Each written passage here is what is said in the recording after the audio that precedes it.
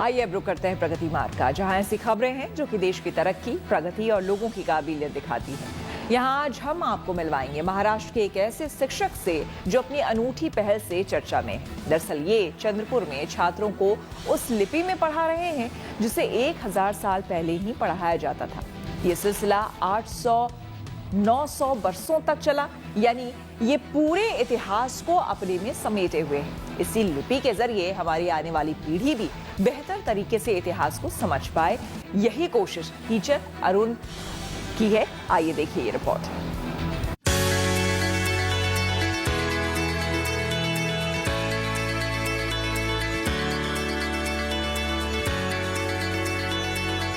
Black board पर लिखी ये लिपि थोड़ी अनजान है क्योंकि हमारा इससे परिचय नहीं है, लेकिन महाराष्ट्र के चंद्रपुर में इन छात्रों के लिए ये बिल्कुल नया नहीं है क्योंकि ये इसकी बारीकियां सीख रहे हैं।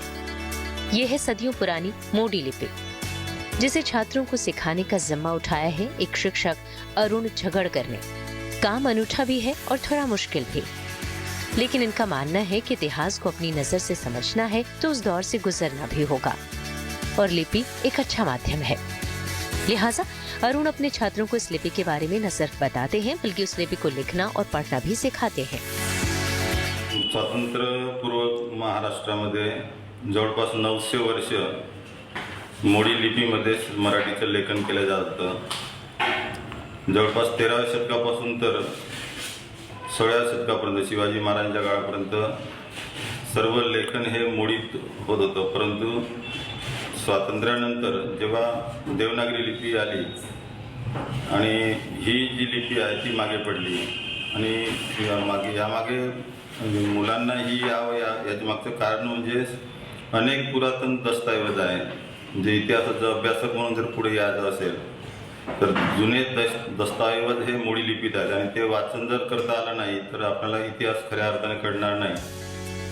अरुण झगड़कर महाराष्ट्र के चंद्रपुर जिले के गोंड पीपरी में एक सरकारी स्कूल में शिक्षक हैं।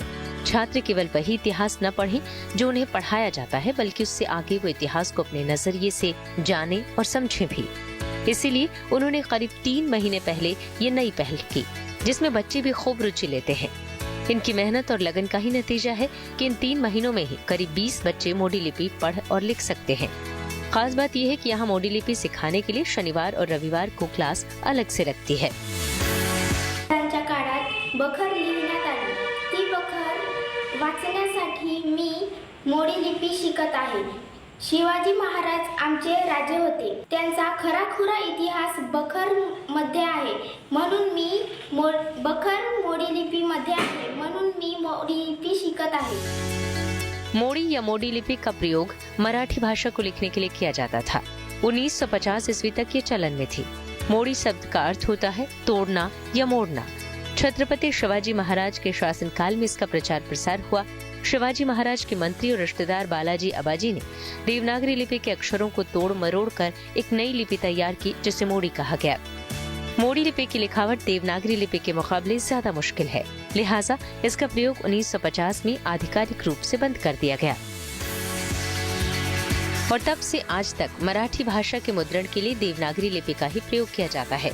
लेकिन अब चंद्रपुर का इतिहास जानने के लिए अरुण झगड़कर एक नई फौज तैयार कर रहे हैं, जिसकी हर तरफ सराहना हो रही है। Vikas Rajurkar, Chandrapur, Maharashtra, good news today.